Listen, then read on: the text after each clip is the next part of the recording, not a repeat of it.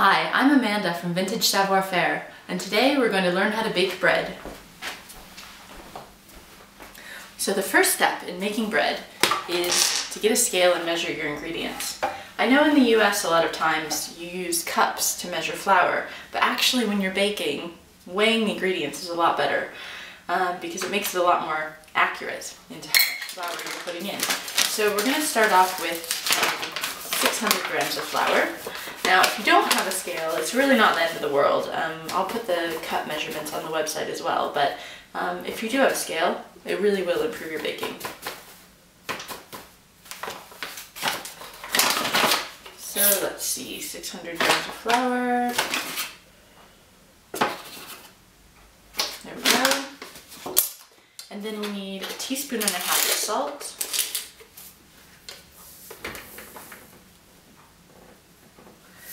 And about 7 grams of dry yeast, which again is about 1.5 teaspoons. And then we need 400 mils of water, which is about 1.5 cups of water. So don't pour all of the water in right away, just pour some of the water in. And basically we just want to start stirring just to bring the dough together.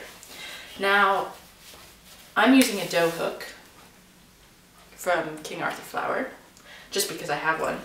You don't have to, you can use a wooden spoon, or you can also just use your finger and swirl it around the bowl. The idea is just to get the dough incorporated together. Just to get all the flour, mixed in with the water. Get the yeast and salt distributed throughout, and just get it to start coming together. Okay, so we'll add the rest of the water. Now, sometimes I also like, depending on the bread, to add a little glug of olive oil, just because I think it makes the dough a little chewier. So maybe that's about a couple teaspoons of olive oil. And just mix that in until it starts to come together into kind of one big blob.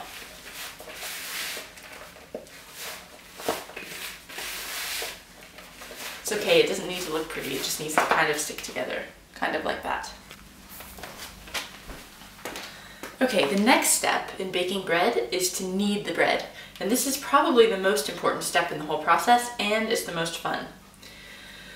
So, what we want to do is turn the bread out of the bowl onto the countertop. Now before we do that, we want to put a little bit of flour on the countertop.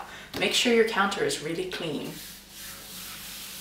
Okay, so we put a little bit of flour. Now one common mistake is that people add too much flour into their bread because they think it's too sticky. So try to avoid doing that because it will make your bread tough. So you want to pour the dough out. And it might be crumbly. See, it's all kind of breaks apart in little pieces. Now this is important to notice. See how you can break it apart? When you're done kneading, you won't be able to pull it apart because the bread will be nice and elasticy. So the first thing to do is just to start smushing your bread, kind of, pound it down, push it around, and just get it to stick together in one cohesive ball. Now it's quite sticky. So the basic kneading technique is have the ball of bread, you put one hand down, and then you push away with the second hand. And like I said, the bread will start to break at this point because it's kind of sticky, but that's okay. And then just pull it back, okay? Then turn the bread and do it again. Put one hand down to hold it and push the rest of the bread away, and then roll it back into a ball and do it again. So you just want to keep pushing and turning. And you just want to do this for about 10 minutes. Now if your dough's really sticky, you can pick it up and throw it, which works really well with wet doughs. But as the dough gets drier, then you can just knead it like this. Okay, and you want to keep just pushing it away and turning. And after a few minutes, you'll start to notice that it gets really elasticy. And it'll be a lot easier to work with. It won't be sticking to your hands like this.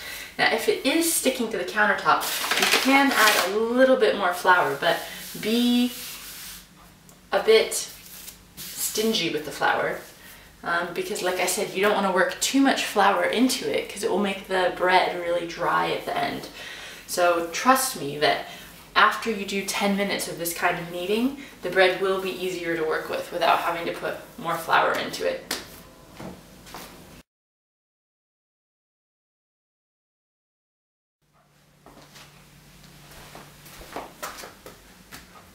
Okay, so how has your kneading been going?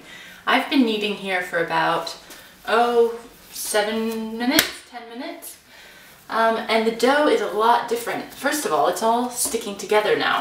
And when I do knead the bread, see how it stretches? It's not crumbling like it used to.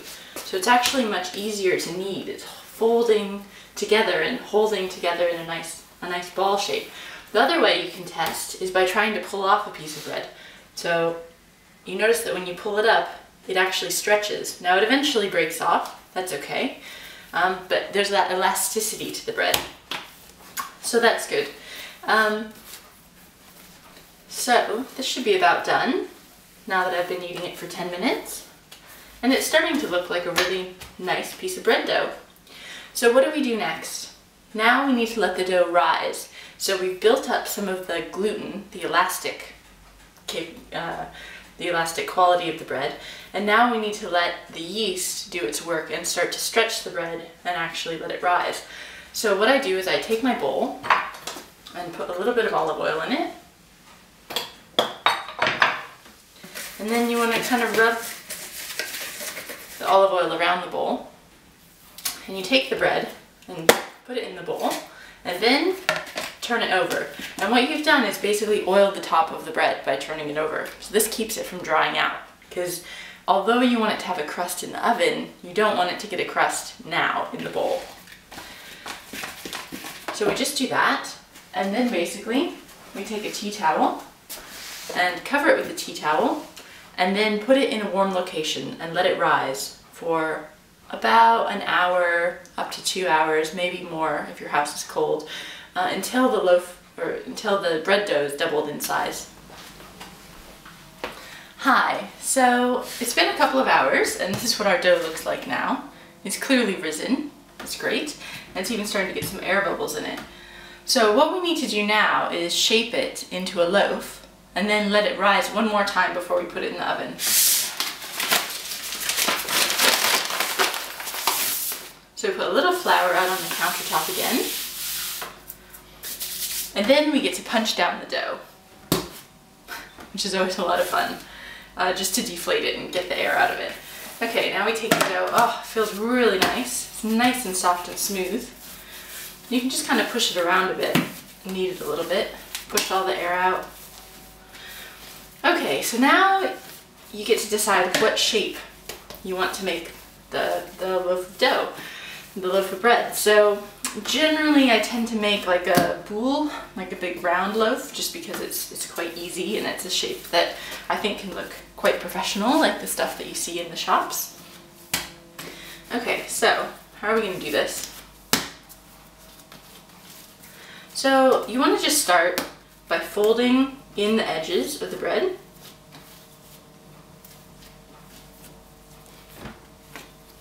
Okay, and then flip the dough over so you get a nice smooth top, and then we're going to run our hand underneath it and turn it into a nice smooth ball shape like that. Okay, there we go. There's our nice boule. Now we get a baking sheet. Mine has a non-stick layer on it. Actually, the best thing to use is a breadstone if you have one. And if you had one, then you would ultimately use that in the oven. I don't have one, so I'm just using a baking sheet. So I'm just going to rub a little bit of flour into the baking sheet, although I guess you don't really need to do that with non-stick, but why not? And then put our nice loaf on it. Cover it again with a towel, and then we want to set it in a warm place to rise for maybe another 30-45 minutes while we're heating up the oven. and then the loaf will expand, and then we'll pop it into a hot oven and it will really grow and get nice and crisp on the outside. Okay, so there we go, a nicely shaped loaf. So now we're going to talk about how to prepare the oven to bake the perfect loaf of bread.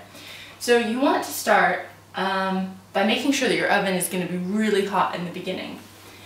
And the other thing that's the key to having a really good loaf of bread is making some steam in the oven. So the first thing we're going to do is take a pan, an empty pan, and put it in the bottom of the oven. And then we'll pour hot water into this later to make some steam. And the second thing we're going to do to prepare the oven is just to turn it on really hot. So you want to let it fully heat up, probably for about 20 or 30 minutes, so the oven's really, really hot on pretty much the highest setting your oven has. And we're just going to use that for the first 10 minutes of baking. And then we'll drop the heat down and then let the rest of the loaf cook more slowly. But having it be really hot in the beginning and having some water in there is going to be the secret to making a really good loaf of bread. Okay, so now we leave that to heat. Okay, so now the oven is hot and the bread is looking really good, and we're ready to put it in for baking. So we need to do two things now. First, we need to slash the top of the bread. The professionals do this with a razor blade, but I don't have one, so I'm just using a sharp knife. And you can make any kind of pattern that you want. I like to just make a couple of slashes across the top. Make sure to cut down, you know, maybe an inch into the bread so that it gets a nice separation like that. And then the last thing that we want to do is actually sprinkle some water on the top. So ideally you'd use a mister and actually mist the water on the top, but again, I don't have one of those, so I'm just sprinkling a little bit of water. Okay, now it's the moment we've been waiting for, when the bread can actually go in the oven. So we've got the oven super hot, as hot as the oven can go, really preheated. We've also got a kettle of boiling water. So quickly, we're going to open this up and pour some water in this tray we put in the bottom of the oven earlier. And that is going to make steam in the oven, which is going to be really good for the crust of the bread. Now, we take our bread, that's looking really nice and professional, and pop it into a really hot oven. And we're going to leave it on this temperature to cook like this for 10 minutes. And that's just going to make the bread rise up and really firm up the crust to get like a nice chewy crust. And then we're going to drop down the temperature of the oven and let it finish cooking.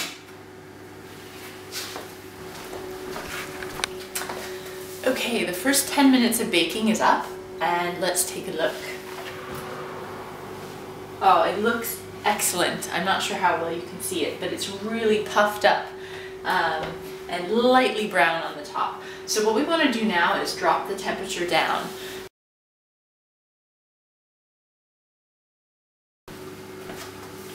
Okay, and now finally it's the moment we've been waiting for. Time to take the bread out of the oven and check it. So it's been baking for about 30 minutes, and then you should check it the first time, and you can always leave it in for 10 minutes at a time longer until it's, you know, really done. So let's take a look. So what you want to do to check the bread is you take the bread out, it's looking pretty good, and you need to flip it over, which you might want to do with another pot holder on your other hand, and you actually want to knock the bottom of the bread.